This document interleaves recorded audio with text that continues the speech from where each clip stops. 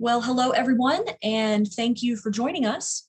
The Southeast Mental Health Technology Transfer Center is pleased to present today's webinar event, The Climate Crisis and Mental Health. What will you do? My name is Emily Moore, and joining me in moderating today's event is Dr. Benjamin Druss, Director of the Southeast Mental Health Technology Transfer Center. Please note that the work of our center is supported by a grant from the Substance Abuse and Mental Health Services Administration, or SAMHSA.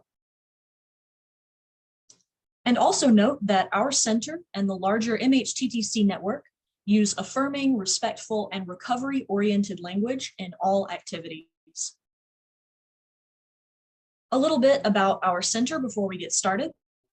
The Southeast Mental Health Technology Transfer Center is proud to serve the 8 states in HHS Region 4. Our expertise in public health programs, systems, research, and evaluation provides a unique lens through which we can address mental health priorities. We encourage you to visit the Southeast MHTTC website, mhttcnetwork.org/southeast, to learn more about our center and upcoming events. A few important notes to review before today's event. This webinar is being recorded and will be made available on our website for on-demand viewing soon. We encourage you to share your comments throughout the presentation using the chat feature. Please remember to select chat with all attendees if you would like to share your thoughts with everyone. We have also allotted time at the end of our presentation to answer questions. Please submit your questions for the presenter using your question and answer Q&A feature at the bottom of your screen. Finally, for any participants who are interested, there is a certificate of attendance available for download upon completion of our evaluation surveys. I will go ahead and turn everything over to Dr. Benjamin Druss so that he can present today's speaker. Thank you. Thanks so much, Emily. So it is my pleasure to introduce Dr. David Pollack. Dr. Pollack is Professor Emeritus for Public Policy in the Department of Psychiatry at Oregon Health and Science University. His activities include teaching, writing, and consulting on policy, systems, and healthcare leadership issues for local, state, and national organizations. Dr. Pollack worked as a community and public psychiatrist in Oregon through his entire career. He was a pivotal participant in Oregon's pioneering health reform efforts. Since retiring from his academic activities at OHSU in 2018, he has primarily dedicated his post-retirement professional time to the public health and mental health impacts of the climate crisis. He is a founding member of the Climate Psychiatry Alliance and has been pivotal in many of the climate-related policy and educational initiatives conducted through the American Psychiatric Association and other health-related organizations. Welcome, David. We're really excited about your talk. Thanks so much for joining us today. Thank you.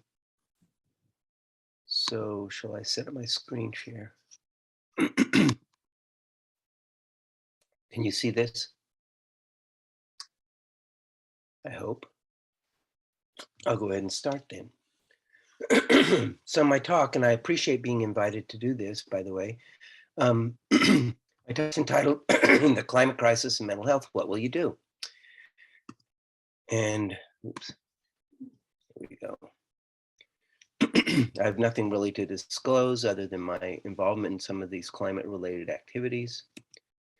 There are a number of learning objectives, and I will not go through all of them. They involve recognizing the reality and the impacts of the climate crisis and the psychological factors and the urgent mental health and public health impacts, as well as our ethical duties as health professionals to speak out about them and to do some things in regard to local and regional and national policies, understand our roles in performing and facilitating recovery from immediate and longer term disaster impacts, and for us to become motivated to see the opportunities we have to work to mitigate, prevent, and reverse the mental health consequences of the climate crisis. and to become aware of the available resources to facilitate public health and mental health activities that would address that. And finally, to recognize how the climate crisis is a major social determinant of health and mental health, and that building community resilience is a key component in the public mental health effort to address those health risks. So I have a case to present. A patient shows up in the emergency room. She's presenting with life-threatening symptoms. She's a 4.5 billion year old female who goes by the name of Gaia, although some call her Mother Earth. She's experienced relatively good health, although she's sustained and survived a few serious infections, the last of which was about 66 million years ago, so-called dinosaur extinctitis. Then about 150 years ago, she developed the onset of a fever of unknown origin. This was followed by a number of accumulating symptoms over the next 100 years, including sweating, palpitations, respiratory difficulties, and abdominal discomfort. In the last 40 years, her symptoms have progressed steadily, and she's now having much greater respiratory difficulty, worsening fever, edema, intermittent episodes of urticaria or itching, and excessive flatulence. These progressive symptoms have coincided with the onset of self-destructive, cruel, and short-sighted behavior of some of her children, who have severely damaged their own home and livelihood in their reckless pursuit of immediate gratification and the accumulation of wealth and power. In other words, social determinants of their mother's health. Her vital signs and lab findings on admission are very troubling, with markedly elevated temperature, fluid overload, electrolyte imbalance, dramatic alteration of her gut and skin microbiome, onset of septicemia, lowered pH, and markedly elevated CO2.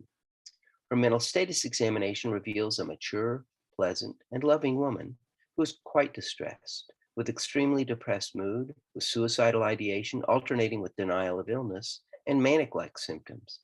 She's being admitted to the ICU for further evaluation. Our patient, Mother Earth, reflects a situation we all face. Human-caused climate change is threatening the health of the planet and all its inhabitants.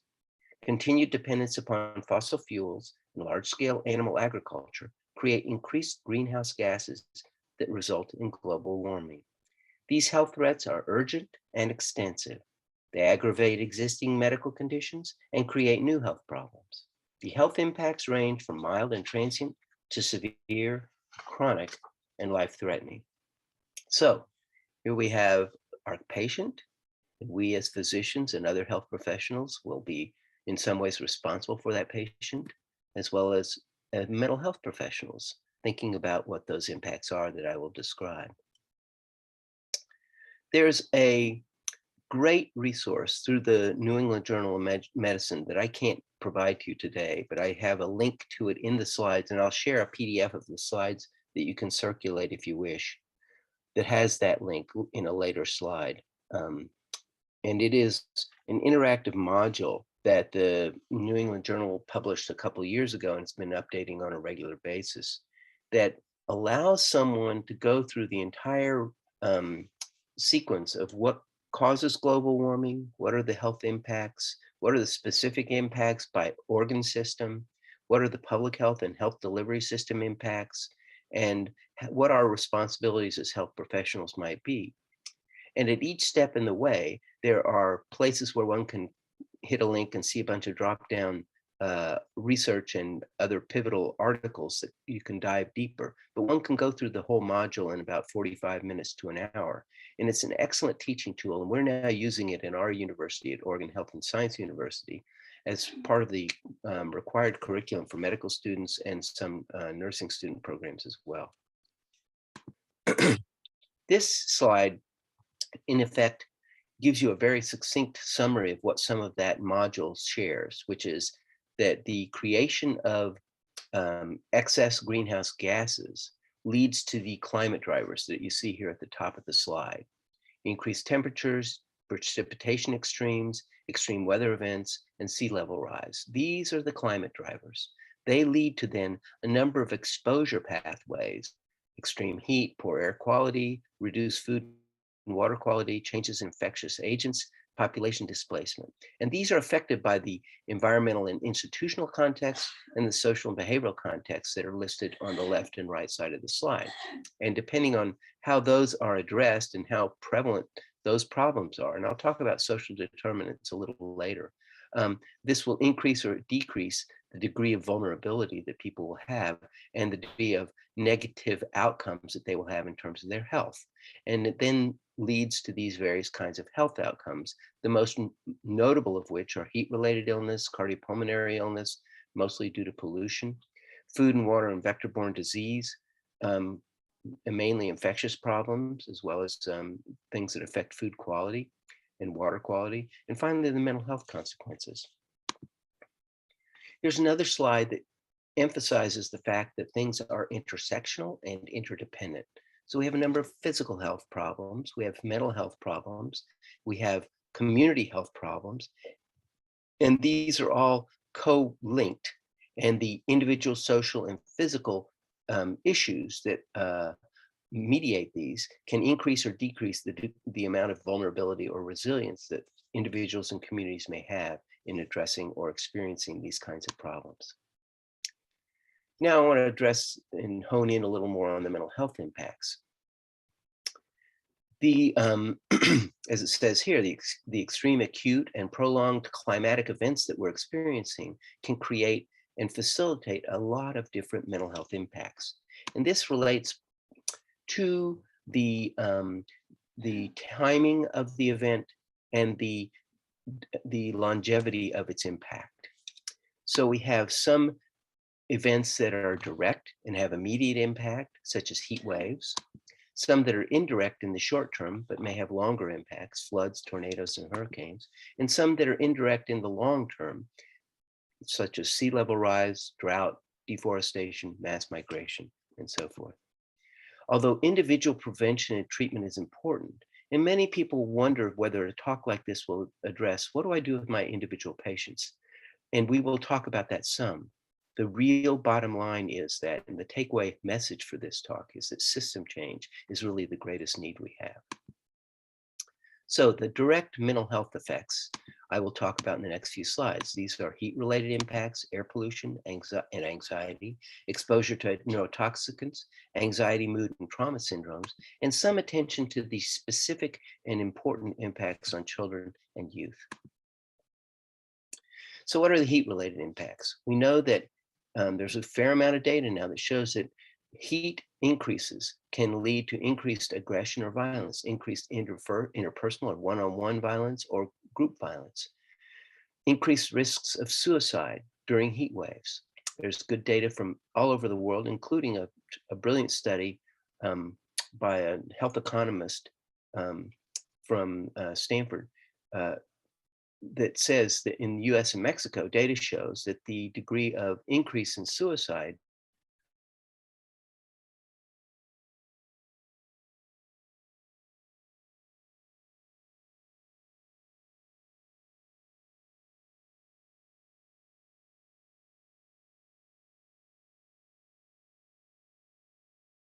changes associated with heat. Risk of dehydration is particularly important, especially for you as community and public mental health clinicians. People can get hyperthermic and die from excessive heat. People with chronic illnesses, especially chronic psychiatric illnesses, may be much more likely to die than the general population. And this has both to do with the fact that these illnesses can contribute to people being less mindful about their risk to various kinds of problems and being unable in some cases to stay out of the elements, to be, if you're homeless and you can't get out of the heat and the shelters are not very open, they may be overfull, that's a big problem. But also the medications that many people take, most of the psychiatric medications and many of the other classes of medications actually interfere with the body's internal thermoregulatory capabilities. So our ability to adapt to higher temperatures is impaired. And so those two factors in particular can contribute to people cycling to a much higher degree of distress and dying from heat.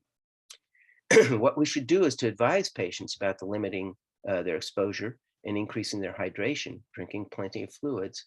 And the Climate Psychiatry Alliance that I'm a co-founding member of has a website that has toolkits about how to address extreme heat with brochures and advice for patients, as well as posters and things that people can put in public areas in their clinics.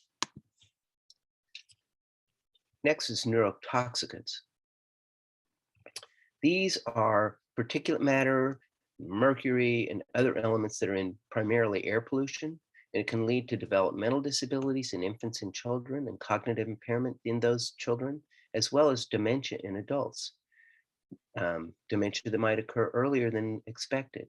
There's a lot of data looking at people who live in the area of coal-fired power plants, or who live in regions where they're right near heavily traveled automobile byways, like freeways in LA and things like that.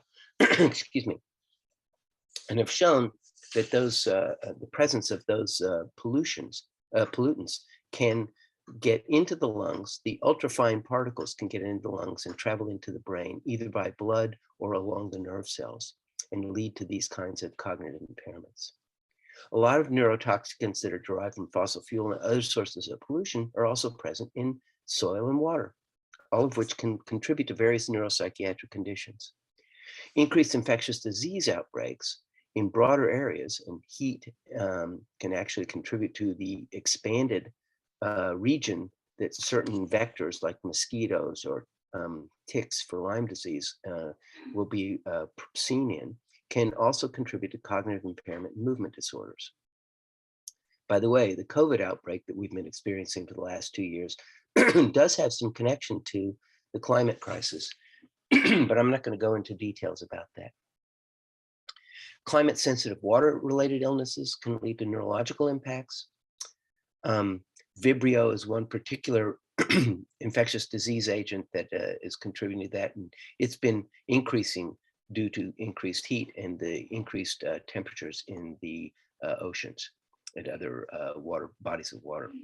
Soil contaminants and increased CO2 can actually decrease the nutritive value of various foods, especially grains, and therefore contribute to various food illnesses depending on how much someone is able to get in terms of the degree of nutrition they need. Once again, the best treatment is prevention, elimination of these pollutants, especially fossil fuels. Anxiety, mood, and trauma syndromes. We could spend a lot of time talking about this. And there are a number of interesting studies that are coming out now showing the impact of these array of anxiety, mood, and trauma syndromes. We put them under a term called eco-anxiety, and we're showing that it's more prevalent with every passing year. There are a greater number of people. Studies in the US, the Centers for Climate Communication at Yale University and George Mason University have been showing through their Climate in the American Mind series of surveys over the last number of years, that the number of people who are aware of and attribute climate change to being real and human caused in great part, and who describe being somewhat or greatly worried, those numbers have been steadily increasing. Now more than 70% of the US public by those surveys are showing that degree of awareness and worry. Terms such as solastalgia, ecological grief, pre-traumatic stress disorder, and depression that people are experiencing anticipatory related to what the future is going to look like are terms that have come into play in the last 20 years or so. Solastalgia is a term coined by Glenn Albrecht, an anthropologist and philosopher in Australia, who basically defined it as the set of symptoms, anxiety and trauma and mood symptoms that people will get when the environment they're in, the geophysical environment, changes too rapidly and in too extreme a way. One could apply that to the political environment as well, especially in the last 4 or 5 years in the United States and elsewhere. Ecological grief is particularly apt in terms of thinking about people who depend on the land, indigenous people, farmers, others who find their life linked more to the land and natural resources. And it has to do with when things are changing too rapidly, and you can no longer go fishing on the ice if you're in Nova Scotia, or you can no longer harvest the kinds of foods that you were trying to harvest and plant. Things are changing so rapidly, and it really is both a blow to people's lifestyles and well-being, as well as to their cultural identity. Hang on. We talk about post-traumatic stress disorder. There's now a lot of discussion of whether or not DSM needs to include the concept of pre-traumatic stress disorder. There are a lot of people who are experiencing anxiety in the anticipation of these kinds of problems that are emerging and the trajectory of the climate crisis. And many people are also getting depressed. There was a very powerful movie a few years ago called First Reformed that Ethan Hawke starred in. The one subtext in that movie was about a climate activist who was really worried about his wife being pregnant, that he brought a child in, was bringing a child into the world, and he was so discouraged about what the world had done in regard to climate. Spoiler alert, he ended up committing suicide. It was a very powerful scene. Most people who are affected by these kinds of issues, though, are not irrational. They have few impairments in their functioning, and they don't necessarily have psychiatric illness. They are being overwhelmed by real situations, and therefore they may not need medications or psychotherapy unless they're exhibiting some kind of impairment. The first line of treatment that a lot of us encourage is that people should become engaged in constructive, collective, and corrective activities that are associated with addressing the climate crisis or the interconnected issues of concern in their communities, such as economic, racial, social justice, other things that relate to the social and structural determinants of health. There are numerous opportunities for social action, and there are also emotional support groups, a couple examples here, the Good Grief Network and climate cafes, that people can turn to that don't necessarily require professional support. Youth and the impacts on them is really important. Children's sense of their place in the world is under threat. Their sense of their community is under threat. Their sense of themselves is under threat. Children rely on their families to help them understand their experiences and to feel better about themselves and their lives.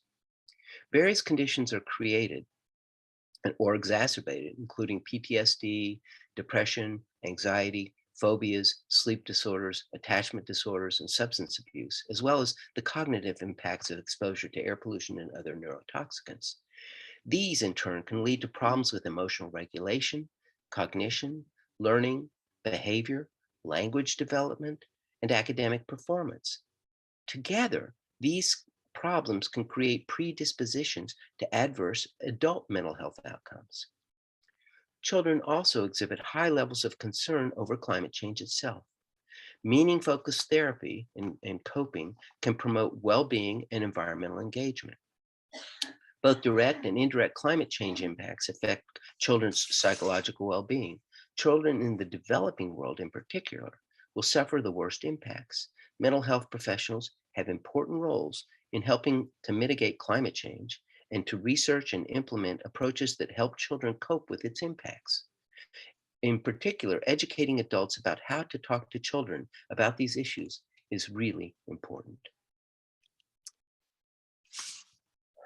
Children and youth are uniquely vulnerable given their integration within the broader social and familial context and the formative nature of their psychological development, as we say here, and their existential concerns, as they will be faced with the effects of climate change for many years to come, and the degree of anger and despair that children and youth are exhibiting, and at the same time joining in the movement.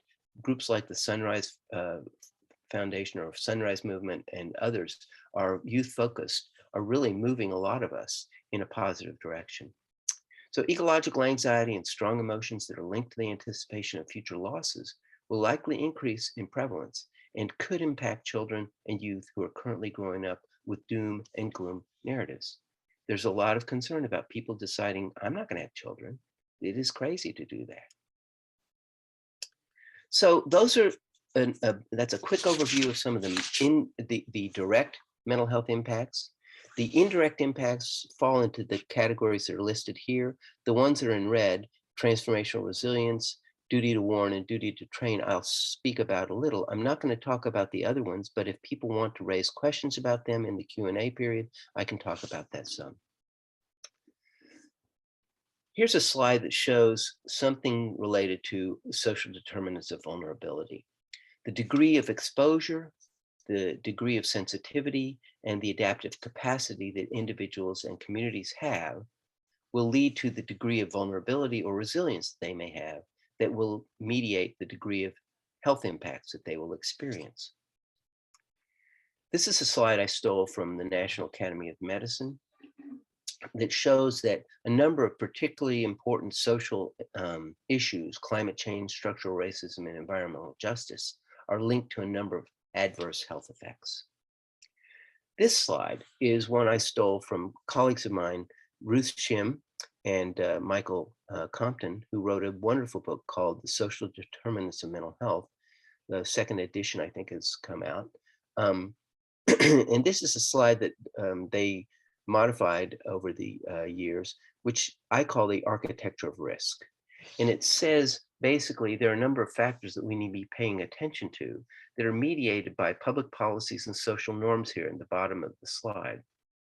And that these lead to either a great degree or a lower degree of unfair and unjust distribution of opportunities that have to do with power, empowerment, voice, access to resources, et cetera, that then lead to a number of these social determinants that I'm going to read: adverse features of the built environment, homelessness, poor housing quality and housing instability, low education, poor education quality, educational inequality, adverse early child experience and life experiences, and childhood maltreatment, neighborhood disorder, disarray or disconnection, food insecurity, poor dietary quality, unemployment, underemployment, and job insecurity, discrimination and social exclusion and social isolation and structural racism, exposure to air, water, or soil pollution, poor or unequal access to transportation, poverty, income inequality, and wealth inequality, exposure to conflict, violence, war, migration,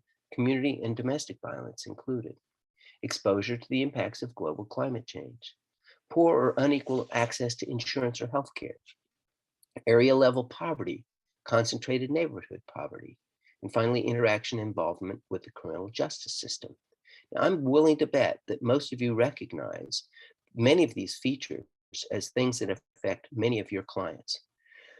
And it's probably true that someone who has one or more of these things probably has most of them, with the probable exception of some people who have relatively privileged lives, but who live in families where they're experiencing adverse childhood and or their life experiences without some of the other deprivations or social determinants being operative in their cases.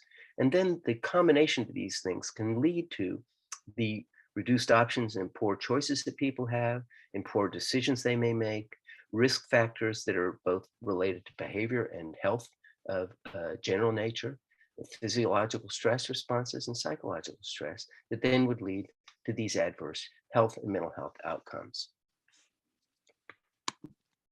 The demographic and social geographic factors that lead to these vulnerabilities can affect the mental health and that lead to the health and mental health effects of climate change. So the various demographic factors and existing systems of oppression and economic disarray and disadvantages lead people to be more likely to be the ones who experience these impacts, as we say, first and worst. You'll hear this phrase multiple times when you talk to people about climate change and environmental justice. So any efforts that we make and others make towards equity can contribute to environmental justice. So human and civil rights, housing equity, food security, transportation accessibility, law enforcement, accountability, healthcare access, and so on and so forth. All of those things actually are contributions, we hope, to improving the likelihood that people won't be affected by climate change as well. So climate change is real, it's immediate, and it threatens health in many ways. The health risks are derived primarily from fossil fuel production and extraction and consumption and large-scale animal production. It leads to these climate factors, and these risks then lead to extreme events which have longer-term physical, psychological, social, economic, and political impacts that will last much longer than the acute events. This results in a wide range of physiological and psychosocial conditions that are substantial, they're long-lasting, they affect those who are more vulnerable, due in part to those social inequities, that first and worst phenomenon I mentioned. They require immediate and ongoing planning and implementation of efforts to combat acute and chronic impacts. And they depend upon broad participation of health, public health, and mental health professionals to try to address them.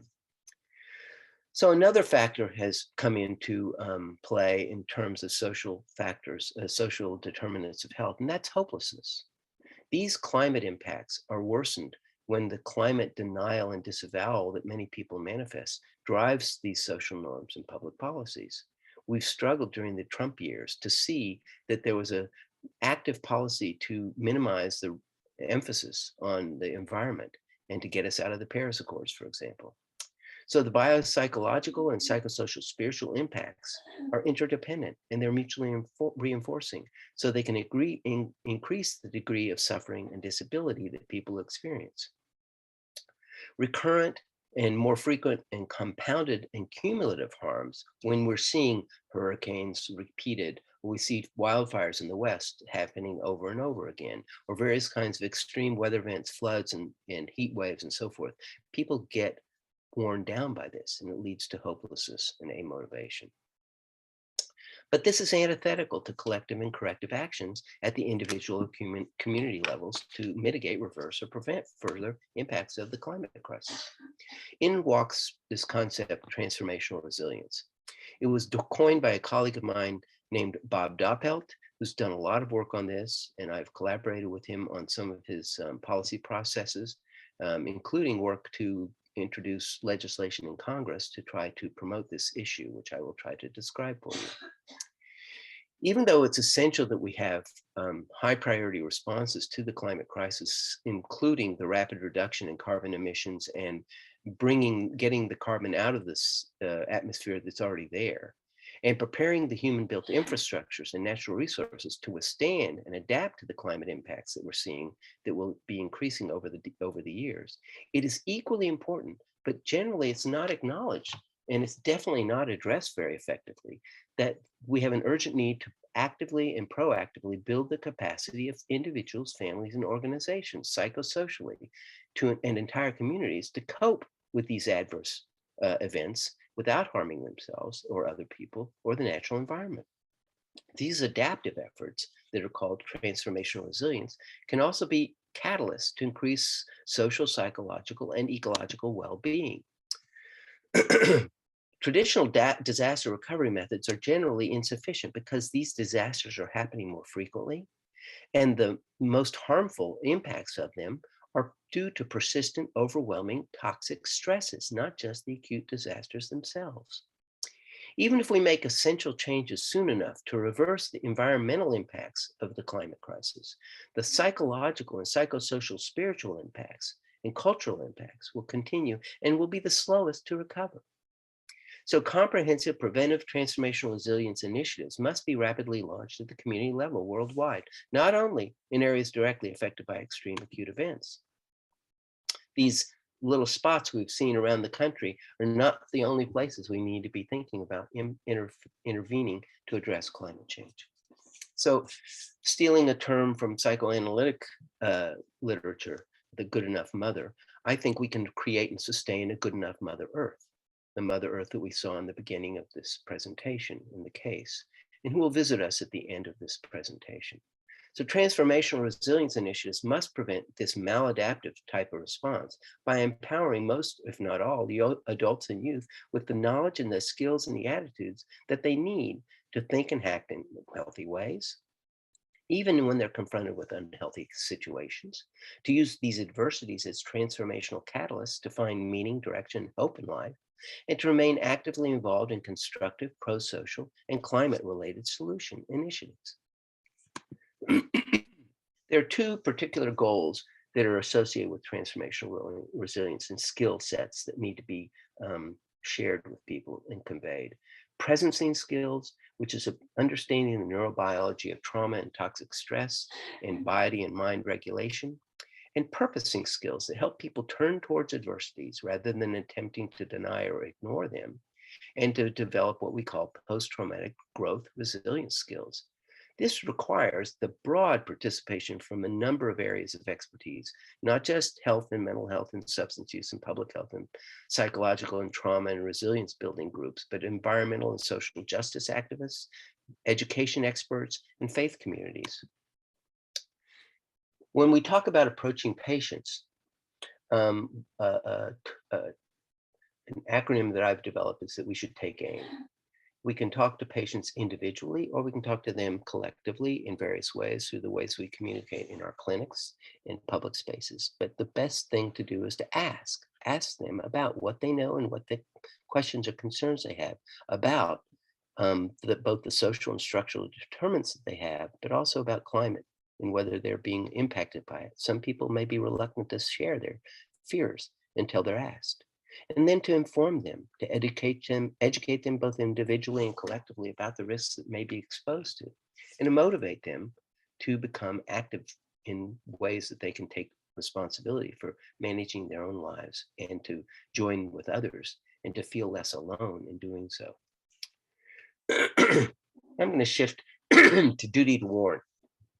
I'm going to say very little about this, but to establish that, first of all, we need to be conscious of what are the ways we communicate with people, and to think not about scaring the hell out of them, although that may be useful at times, but to recognize the degree of denial and the kind of manifestations of denial in various ways, including the ways that people will be confirming their own beliefs by selecting certain facts or events to show that this is not a problem or that's something else. Look at how people have denied the importance of getting vaccinated in relation to COVID. We need to focus on what's in the listener's best interest in order to be effective. So talking about polar bears on shrinking ice flows, or island nations that are experiencing a lot of sea level rise may not be so useful with people here in the United States. Although looking at the amount of flooding and sea level rise in the southeast part of the country certainly is palpable. And health impacts have been shown to be the most important and effective concepts to change people's opinions, to show them that there are direct health consequences that we need to be mindful of. And then people will be concerned about their children and their own health, and may recognize we got to do something about this. There's a great paper by Matt Winia and Carol McPherson in the American Medical Association's Journal of Ethics from now almost 5 years ago, 4.5 years ago, that identified criteria that one could use to determine whether we as health professionals have obligations to speak up either to individual patients or to the general public, and to use our credibility as health professionals to do so. And this relates to the degree of expertise, proximity, effectiveness, cost or risk to us, the unique nature of the problem, the severity of the problem, and the degree of public trust that we take advantage of or abuse in our being willing to speak out about this. And such role responsibility probably, in my view, applies not just to the patient relationships that we have, but also to the general public. And we need to use our credibility to speak out and both talk about the health responsibilities. And one example of that I'll talk about in a few minutes is various calls to action that health organizations have been developing and spreading around the country and around the world. We also have a duty to train. That's part of why I'm here today. A number of us have been developing concepts related to curriculum for all different health disciplines at the undergraduate, graduate, and continuing education levels. We've now developed at Oregon Health and Science University mandatory curriculum on climate and health in the nursing school and the medical school, and we have an elective for students of any of the schools at our university, and faculty can take this course as well on climate and health. There's a group called the Global Consortium on Climate and Health Education that is based at Columbia's Mailman School of Public Health. And they are a good resource with lots of information and copies of various curricula that are being developed. We're particularly developing lately the concepts that relate to a comprehensive mental health curriculum that could be done and used in both medical and undergraduate other health professional training programs, as well as graduate programs, residencies, and continuing education programs. This is the link to that module that I mentioned that was in the New England Journal. And now I'm going to move into the close of this talk. There's an agenda that health professional organizations and systems need to consider. We at the Climate Psychiatry Alliance have come up with this acronym, We Care, with their 2 A's in care in this case, to help us understand and keep in mind the things that we need to do.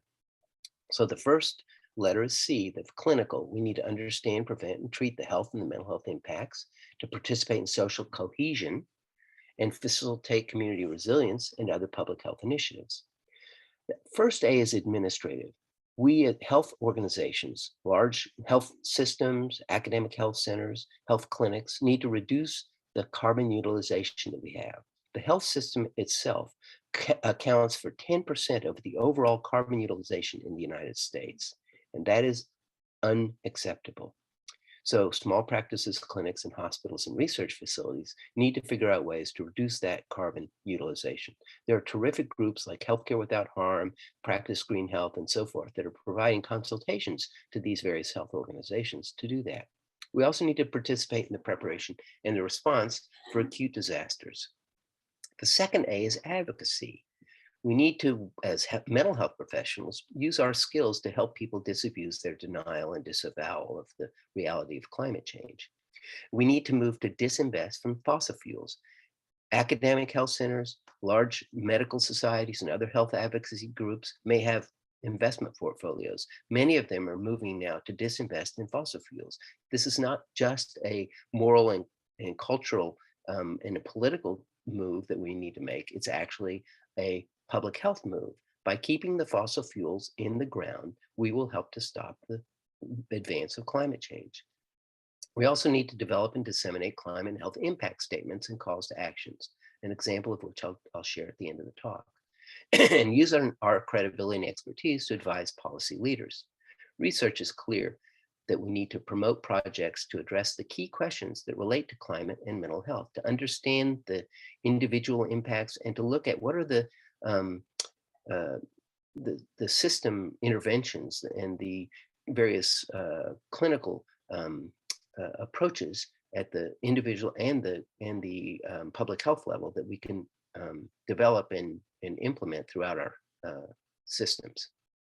Finally, the E, education, is what we're doing today to provide professional training, to incorporate relevant, timely content into all health professional curricula at these undergraduate, graduate, and CME levels. There's a US call to action on climate, health, and equity that was developed a few years ago and has been refined some over the last couple of years. And it has 10 major points. And many groups around the world have signed on to this call to action. You can Google it and see the details of it, but it's basically 10 steps. The first 6 are entitled Climate Actions for Health. So we need to stay involved with the Paris Climate Agreement and other international agreements, the United Nations meeting in Glasgow in November called COP. And annually they have that meeting to look at what can the world do. We need to make sure that it has more emphasis on health. We need to transition rapidly away from fossil fuels. We need to emphasize active transportation, promote sustainable, resilient farms and food systems that are healthy. We need to ensure safe and affordable drinking water, and we need to fund and support just transition for workers who are involved in the extractive industries that will be declining. They're already declining. Look at the coal industry, for example, and find work for them in meaningful ways that they can use their skills in the new economy that relates to clean fuel and sustainability. Not to mention the fact that we need to transform our economy overall to be moving away from shifting towards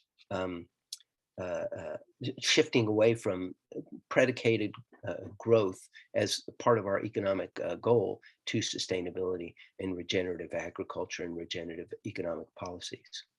Then there are health actions for climate, getting the health sector involved in climate action, incorporating climate solutions into all health and public health systems, like I mentioned, in terms of reducing our carbon footprint, building resilient communities, and investing in climate and health. So you might ask, well, what if it's a big hoax and we created a better world for nothing? I hope that's not your attitude, but we can see on the slide in this speaker's screen a lot of things that could be a result of these changes that we're talking about, not just improving the environment. So we've covered direct effects in this talk. We've covered some of the indirect effects and ancillary impacts. And we can say that mental health, the impacts of climate change are significant, current, and expanding, and they'll last to resolve, and that health professionals do have the skills and obligation to participate in addressing these impacts. That climate change is the ultimate cross-cutting social and structural determinant of health and mental health. It is a slow-moving mega disaster. And there are ample opportunities for constructive engagement and positive change for us and for society. Now, what I'd like to do is share a message that putatively would be from Mother Earth. Grant me a little poetic license in how this is done, but this is a streaming video that's about 5 minutes long that I think will bring things home.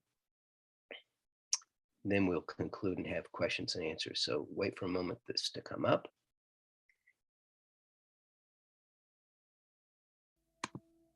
Stop. Just stop. It is no longer a request.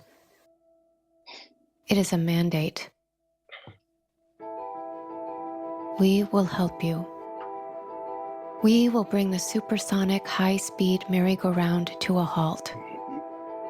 We will stop the planes, the trains, the schools, the malls, the meetings, the frenetic, furied rush of illusions and obligations that keep you from hearing our single and shared beating heart. The way we breathe together in unison. Our obligation is to each other, as it has always been, even though you have forgotten. We will interrupt this broadcast, the endless cacophonous broadcast of divisions and distractions, to bring you this long-breaking news. We are not well. None of us. All of us are suffering.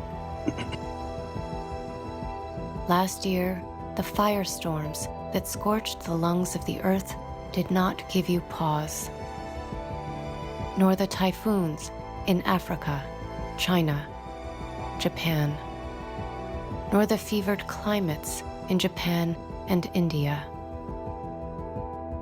You have not been listening. It is hard to listen when you are so busy all the time, hustling to uphold the comforts and conveniences that scaffold your lives. But the foundation is giving way, buckling under the weight of your needs and desires. We will help you. We will bring the firestorms to your body. We will bring the fever to your body. We will bring the burning, searing, and flooding to your lungs that you might hear. We are not well.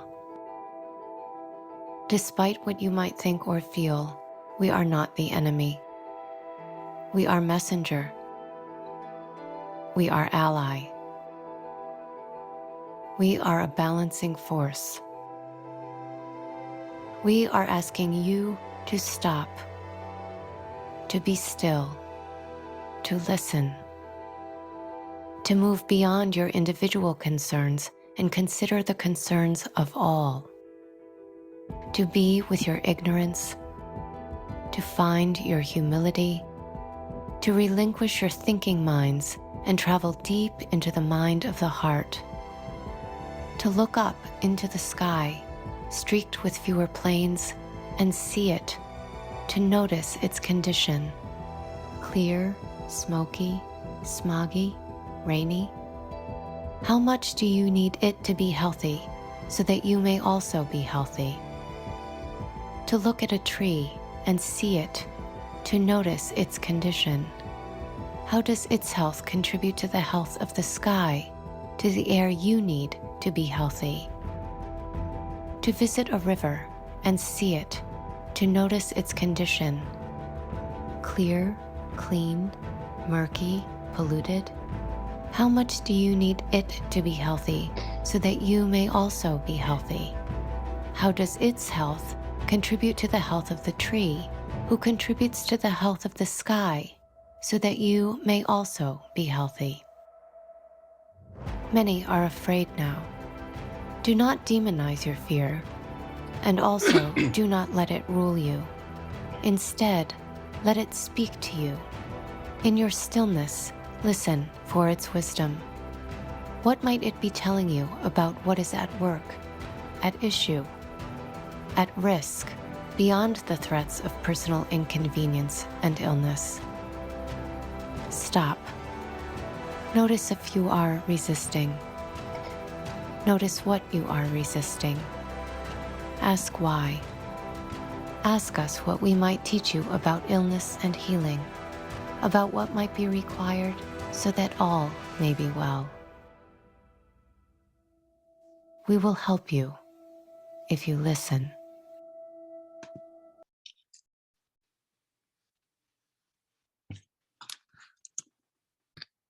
So, time for Q&A. And I have a couple final slides to show after that. Shall I turn it back over to you? Or actually, let me show you these last two slides.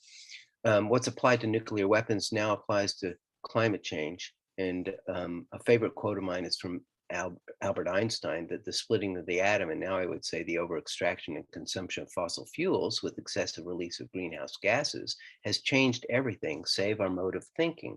And thus we drift towards unparalleled catastrophe. But Einstein also said, intellectuals solve problems, geniuses prevent them. So let's all become geniuses. I want to thank you, and I'll turn it back over to my colleagues. I'll stop the share and see what questions we have. Right. Thank you so much, Dr. Pollack, for that amazing presentation. We have reached the Q&A portion of the webinar, and I see that we already have a couple of questions in the Q&A feature. And so the first one, I'll go ahead and read out. It says, I've spent my entire career as a developer and manager of behavioral health programs, specialty and addiction services delivery, with the last years being spent in integrated care. Today, I'm advocating through affiliations for climate and social repair. Your presentation pulls together much of what I've been thinking. So now we need to act. How can we as a field embrace this reality of what you're saying and get others to embrace it?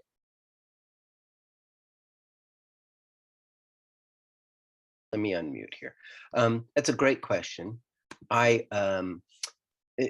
is basically what I've been focused on for the last several years.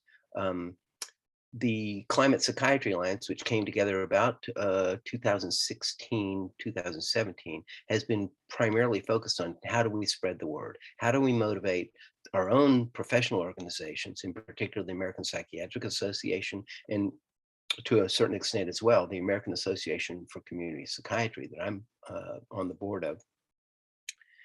How do we get them to adopt policies, to start paying attention and increasing the visibility and the relevance of this? And we have made great progress in getting a number of policies adopted through the APA, and other groups are doing the same thing. The American Psychological Association, NASW, and others are all working on this and collaborating in some ways to get some of these policies addressed in federal legislation.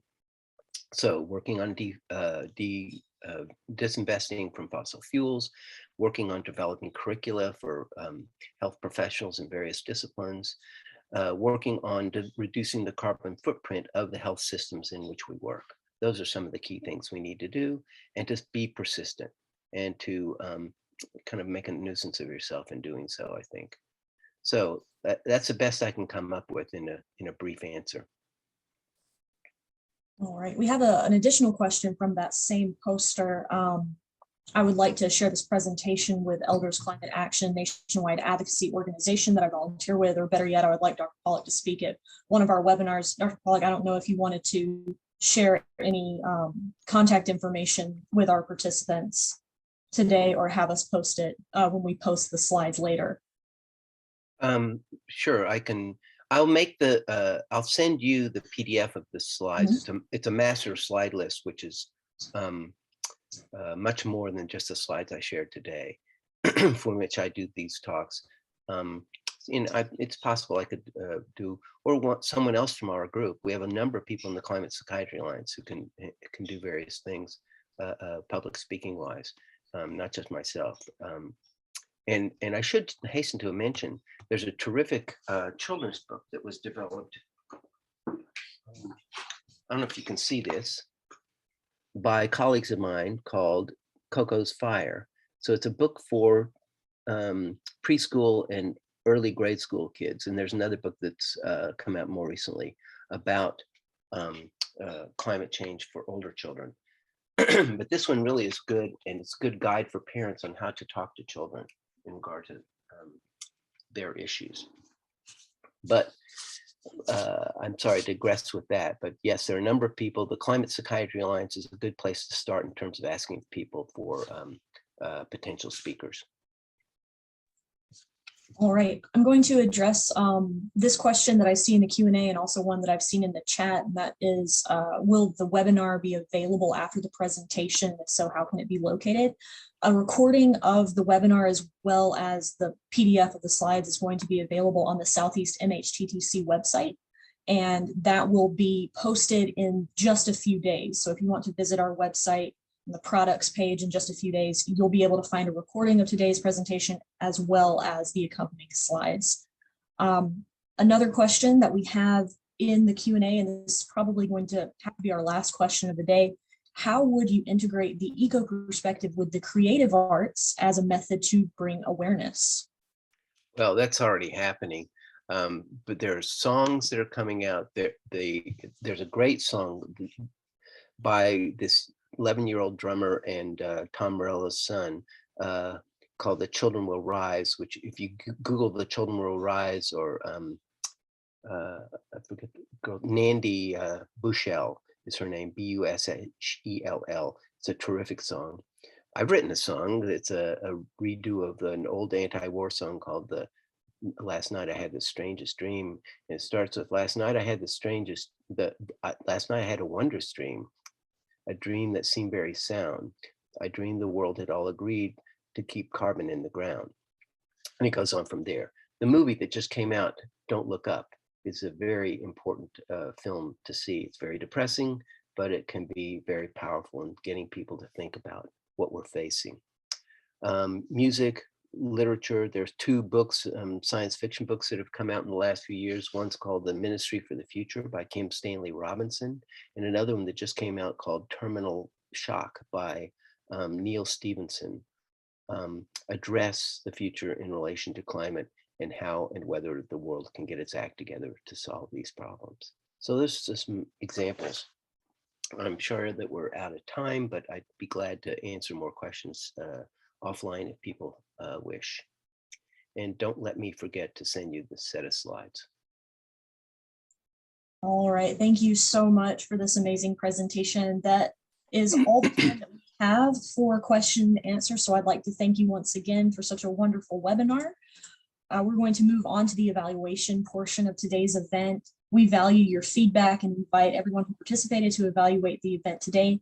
Please complete a brief SAMHSA required survey by visiting the link presented on your screen. Completion of this survey will provide information to SAMHSA and assist us in planning future events. Afterwards, you will be automatically redirected to additional questions from the Southeast MHTTC regarding the impact of this event on your knowledge and skills. There you will have the opportunity to download a certificate of attendance for your records. Please allow about 5 to 10 seconds for your browser to redirect you. Again, our center appreciates your participation, your feedback. Dr. Pollock, we'd like to thank you for such an amazing presentation. This is going to conclude today's webinar. Thank you so much, everyone.